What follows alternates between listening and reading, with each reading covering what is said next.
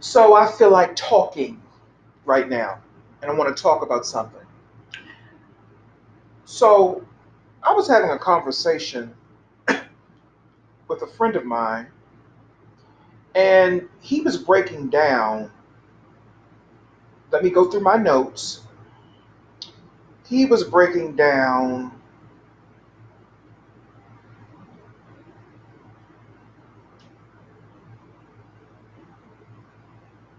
He was breaking down Street Fighter,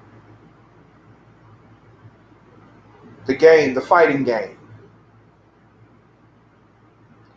and he was pointing out the occult symbolism and the hidden messages that are within it.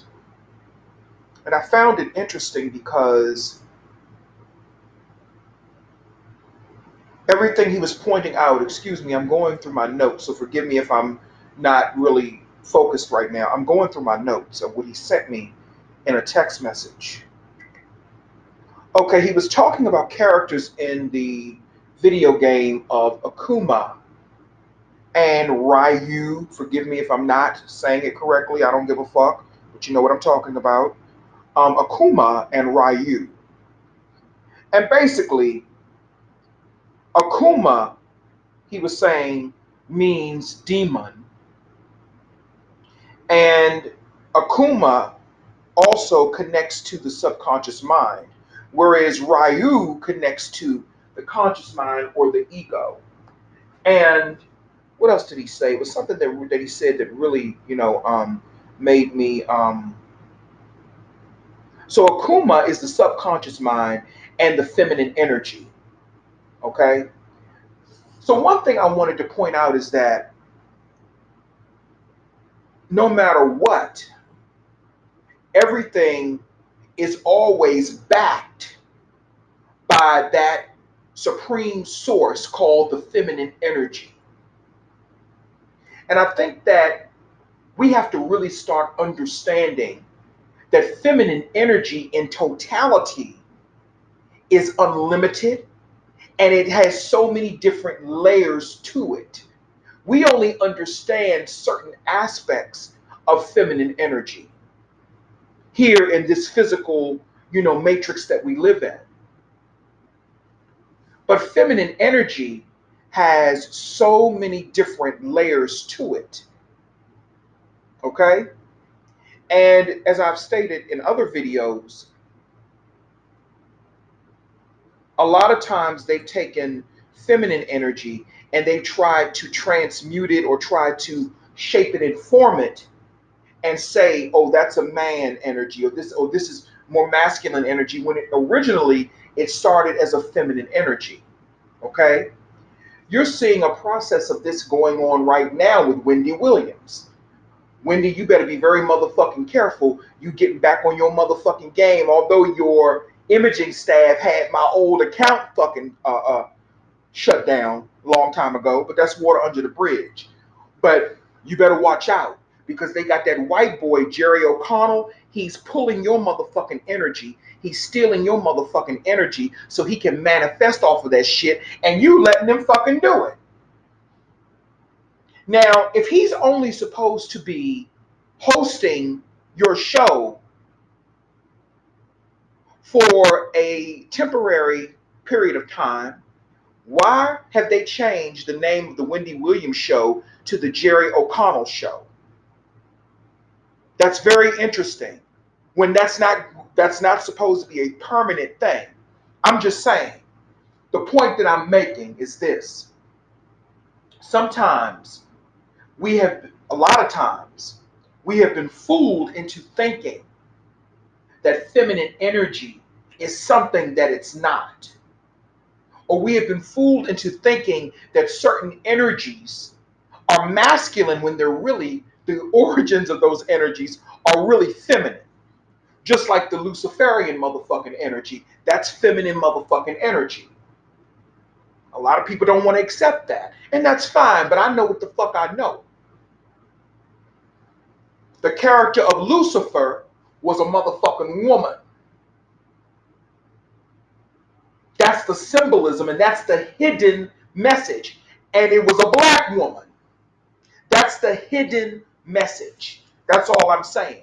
So with this mythology or this occult knowledge that's hidden in this Street Fighter game, my friend was breaking it down. I can't break it down the way he did. This is his work, but he shared it with me. He was breaking it down and saying that the force behind Akuma, the subconscious mind, Dark Hadu, is the divine feminine energy, another powerful dark force. So the point that I'm making is that no matter where you go, no matter what you do, it always leads back to the most powerful motherfucking being on this planet, the black woman. Okay? That's all I wanted to say on that note. And thank you, my friend, for sharing that information with me. Now, I want to talk about this again. So I finished looking at Candyman 2, Farewell to the Flesh. And the more I examined it, I made a video about that the other day, talking about Candyman and who that figure really was, possibly, that, that really existed at some point.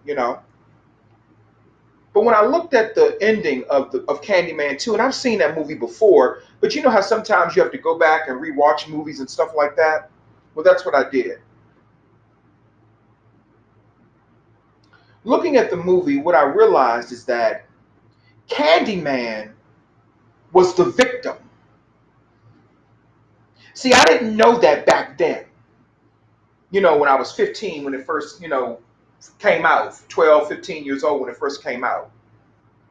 Candyman was the victim. The villains were his family, the Tarrant family. They were white supremacists in terms of they wanted to survive by any means necessary. They wanted their genetic line to survive by any means necessary, and they didn't want that nigger blood tainting their genetics.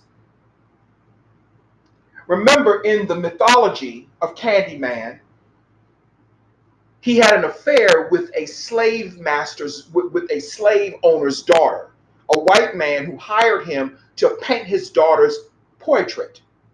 Portrait. I can never say that word. They fell in love, Candyman and the daughter. They fell in love. Her name was Caroline, and they had a baby, Isabel. Okay? They had a baby, Isabel. I can somewhat see some remnants of the Isis and Osiris story play out in that as well. And the reason I can see that is because I'm connected to that motherfucking energy as well. It's a long story that I'm not going to get into right now, but I recognize that energy. But when you examine, when you really look at it, and see, this is how I know the mind control is breaking down. Because when I look at Candyman now, I have compassion. I'm not afraid of him anymore. See, when I was younger, when I didn't know any better, he was a monster, whatever the case may be, because they were trying to shut down a certain energy in black people. And they were using that movie to do it. Because if you notice, after the fucking 90s, shit started dwindling on motherfucking down culturally, energetically, creativity wise. These motherfuckers that was born in the early 90s, no motherfucking offense, but I'm sorry, I'm just being honest.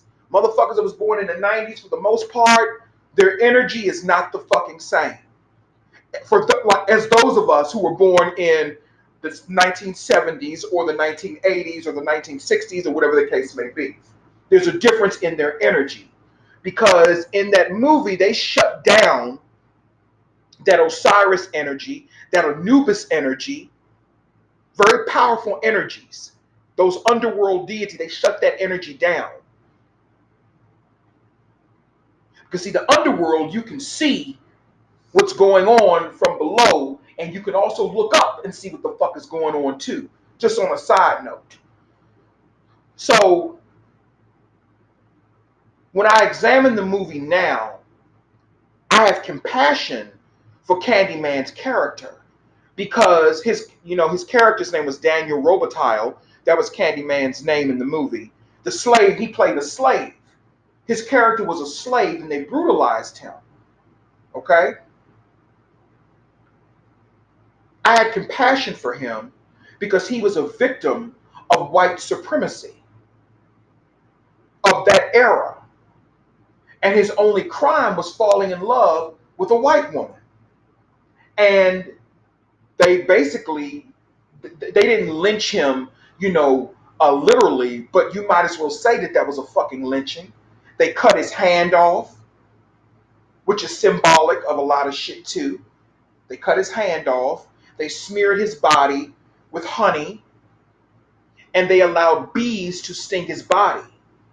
And then his soul went into the mirror of his lover, Caroline, and the mother of his child. So what I'm saying is that we're taught that people like that, Candyman, are the monster. We're taught that they're the monster. He's a demon. He's a monster. They say the same thing about young black men that walk around with their pants hanging down. Oh, they're demons. They're monsters. They're this. They're that. And they would be the first motherfucking ones to come to my motherfucking aid sometimes if I need some help. They'd be the first motherfucking ones to come to my aid. Those young black men that you motherfuckers like to discard and call demons and shit. And like my friend was pointing out, he was pointing out something that Mr. Hemet had said, that demons equal, oh come on, why isn't it letting me go into my, demons equal friendly spirits, and demons equal,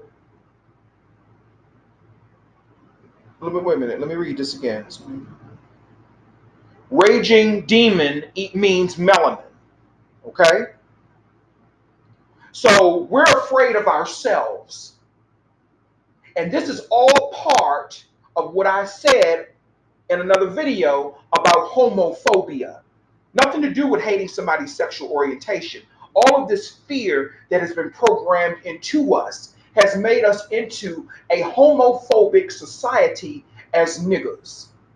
We're afraid of this. We're afraid of that. We're afraid of this because we don't understand it. So they tell us to be afraid of demons. They tell us to be afraid of certain energies because we may not understand it. Now, of course, if you don't understand certain aspects of yourself, then you shouldn't go and start, just trying to contact those certain aspects. You learn about it first, and you find out if that's something that you want to open up within you. See, it's all about you and your gateways and your subconscious mind and your universe. Okay? See, what happened to me was my subconscious mind basically said to me, ready or not, I'm coming back. That's basically what my subconscious mind said to me.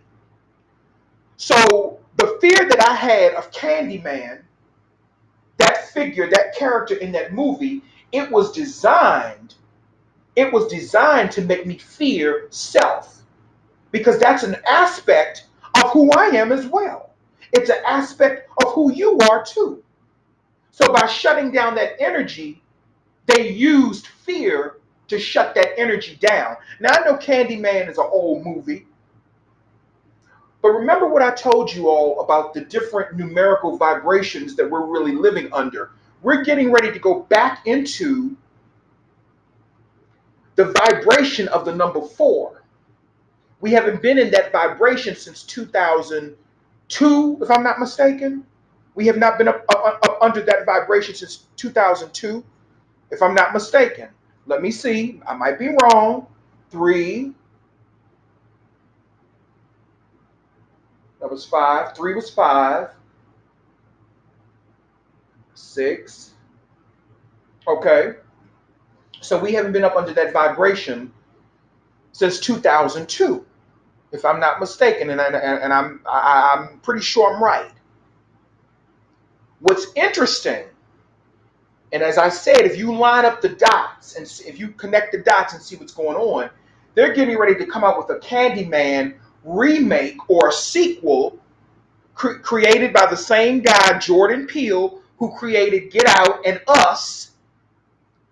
He's getting ready to have a sequel to Candyman that will be out in 2020. The vibration of the number 4. Okay? Ryan Murphy, he's getting ready to do American Horror Story Season 9. And it's called 1984. American Horror Story 1984. Here we go with that vibration of the number 4 again when you break it down. Okay? So just pay attention to the symbology of what's going on and you break it down however you want to break it down. But when I examine Candyman, once again, he was a victim. And that movie was designed to shut down a certain energy in black people. And it worked. Because after the 90s, it had a ripple effect and it reverberated, whichever one you want to call it, honey. Listen, I don't care. It reverberated across the black community and it caused harm to the subconscious mind. And what it did was it caused us to really go further. We were already off of our paths, but it caused us to go over the motherfucking deep end. The 90s were a very, very tumultuous time for black people. Very, very tumultuous time. A lot of rituals and a lot of shit was taking place in the 90s. Okay? And that was in my opinion, from what I saw, that was the pinnacle for a lot of the interracial rituals that they were doing on TV, like Ricky Lake and all these other shows where they had pitting black men and black women against each other. That was all motherfucking ritual, all by design. And then you come in with Candyman, a movie about a black slave that was brutalized because he was having an affair with a white woman who he was hired to just paint her picture, her portrait. Okay? So just look at all of that symbolism and just look at that and see what and you figure it out for yourself. But Candyman was the victim. He was not the monster. And what I noticed is that even when he tried to explain to his ancestor, Annie, in Candyman 2, we're talking about Candyman 2, Farewell to the Flesh, when he tried to explain to Annie, his great granddaughter, I think that was his great granddaughter, he was trying to explain to her, she was white, he was trying to explain to her, he actually showed her through visual telepathy, he took her back in time and showed her what they did to him, how they brutalized him. And she still could not muster up any compassion for him because she was trying to preserve her family bloodline. That's what it was all about, preserving the family bloodline and preserving her whiteness and her white supremacy. That was the hidden subliminal messages in that movie. Then they had a little black boy in the movie. I forgot his name. I forgot the character's name. It may come to me, it may not. They had a little black boy in the movie who was getting visitations in his dreams from Candyman. And he was afraid. His father was a minister. Okay? His father was a minister. And his father was there to try to, once again, shut down that motherfucking energy. So here you go with the white supremacist Christian institution trying to shut down energies inside of black people. That's what they do through fear and trauma and propaganda. Same thing Jim Jones did to his followers back in the day. But he was up under a whole bunch of fucking mind control through the government. There's a whole bunch of shit with him. I don't want to talk about that, but maybe I'll talk about that another time. But the little boy, the little black boy, he was connecting with Candyman. Candyman was actually connecting with him, through his dreams. But because he didn't understand it, and because his father was a Christian minister, or whatever the case may be, He formed the idea that this was something bad, that Candyman was a demon, etc., etc., etc. But in actuality, the symbolism of that, the whole symbolism of all of that was that little boy was a form of baby Horus. He was a form of baby Horus. Candyman was a form of Osiris. Okay? So he watched as this white woman took the mirror. The mirror is what held the key to his power. His white lover, Caroline, Candyman's white lover, Caroline, the woman he loved, the woman he had a baby with, he his soul was in that mirror.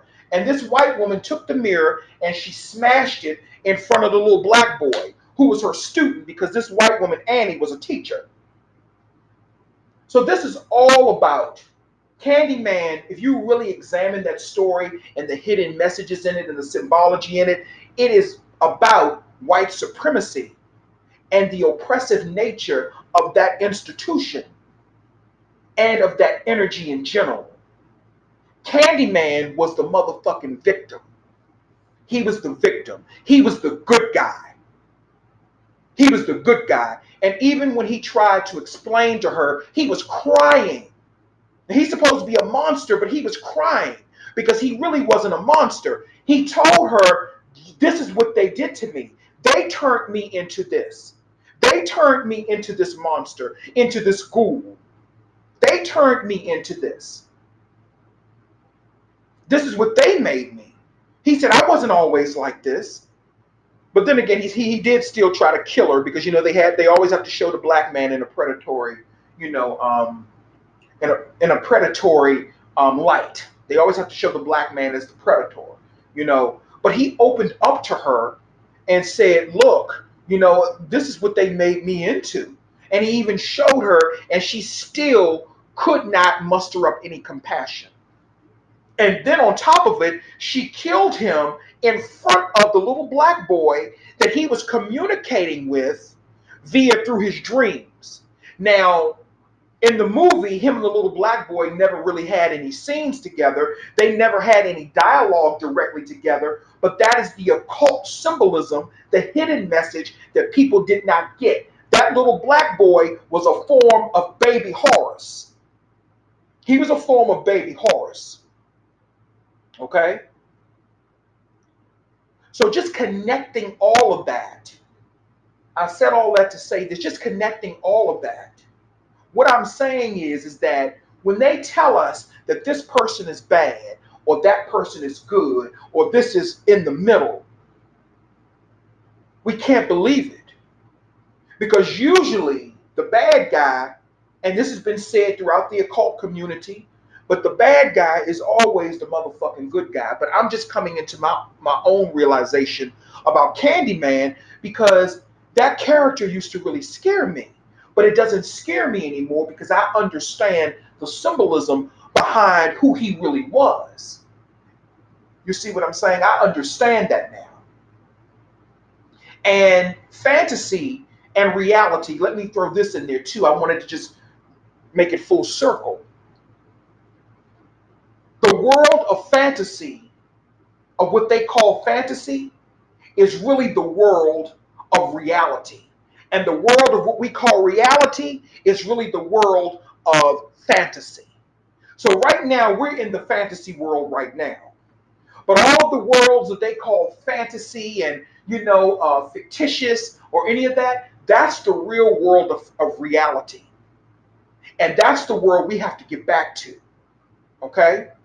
So figures like Candyman or whatever the case may be, that's why I say these motherfuckers were real. They were real. Maybe not in the same sense that they have been depicted to us in Hollywood and in movies, but they are real. They're telling a fucking story. They're telling a fucking story, and that story is talking to your subconscious mind.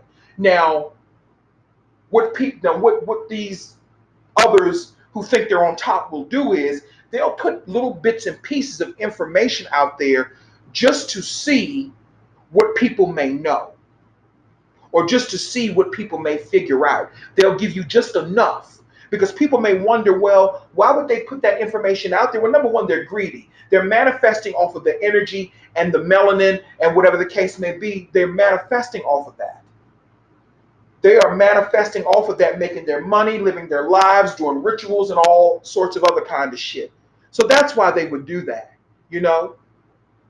And then on top of it, fuck all women. Let me take something back. Fuck the flair. Let me renege on that. Fuck the fact that they're doing it to, and that's probably a channel coming through. Fuck the fact that they're doing it to see, who may know what. Scratch that. I take that back. They're stupid. We give them too much motherfucking credit.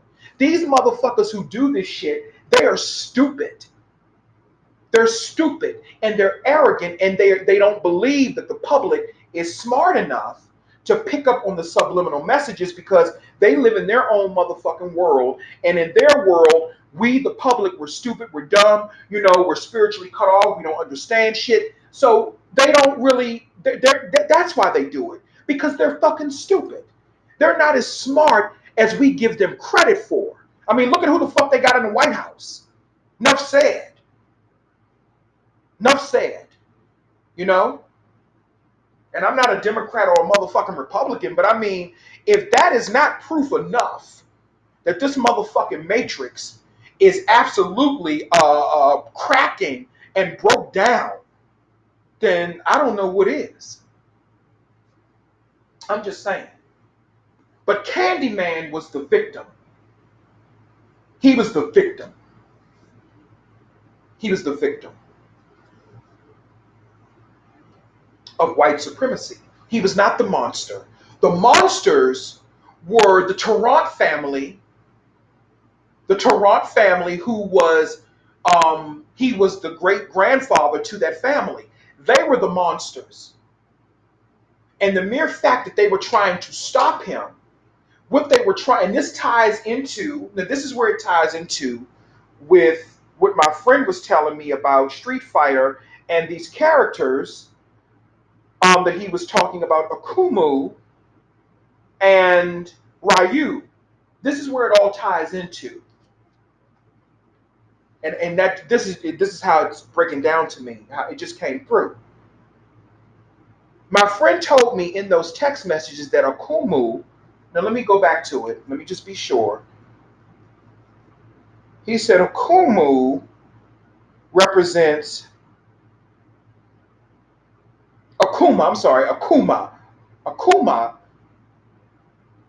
move. Okay, so when you think of the Akuma move, called the raging, there's a move that Akuma does called the Akuma move in the Street Fighter game. Let me correct that. The Akuma move is called the Raging Demon, and Raging Demon is symbolic of raging melanin.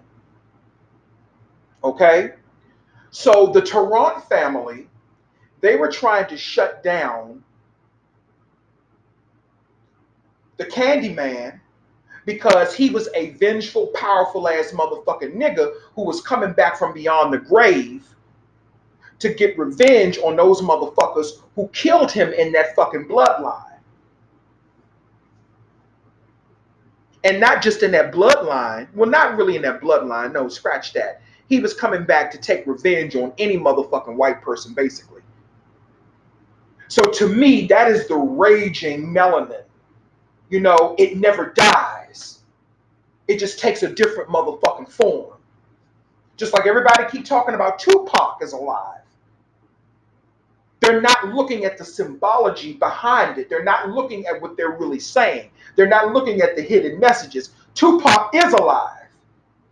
Tupac is alive, but not as you think he is. Not as people think he is. And I'll make another video about that. But that energy that they were shutting down was that raging part of our melanin. That was the energy they were shutting down in the Candyman movie. That was the energy they were trying to shut down. And it worked for a lot of motherfucking niggas because most niggas nowadays are fucking weak-minded and they want to do this kumbaya, everybody love everybody, each one teach one bullshit. And I'm talking about when it comes to others. Not talking about, other black people. I'm talking about others, melanin deficient others. So they were shutting down that rage, that rage. That's what they were shutting down. So the Tarrant family was trying to shut down the melanin that was in their bloodline. That's what they were trying to shut down, which was Candyman. That's why they said he doesn't exist. It's all a lie. And that's the mind game and the mind control that they've been playing with black people in general for so many years. Oh, that's false. That doesn't exist. That's not true. There's no such thing as magic. There's no such thing as this. There's no such thing as that. That's the game that they play. But behind the scenes, they're using our shit against us behind the motherfucking scenes. You see what I'm saying? So my friend contacting me talking about, I know he said he was on some different type of shit than the Candyman stuff, but for me it connects. It's full circle.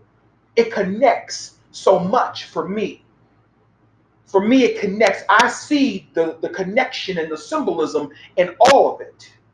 The raging melanin, that is what they try to shut down. That raging melanin, because it's unmotherfucking stoppable, but they can't shut it down. They may be able to make it go a little bit dormant and make it a little bit quiet, but it keeps coming back. And see, that is why they have to keep doing these rituals. Black men getting shot by police officers. Black men and black women in interracial relationships and all this other bullshit that they use as distractions. Telling black people or programming black people to hate gay black people, but to show love and respect to gay white people. That's what a lot of you black men do. Because I can't believe that 50 Cent was up on Andy Cohen's show yet again, kikiing like everything is okay.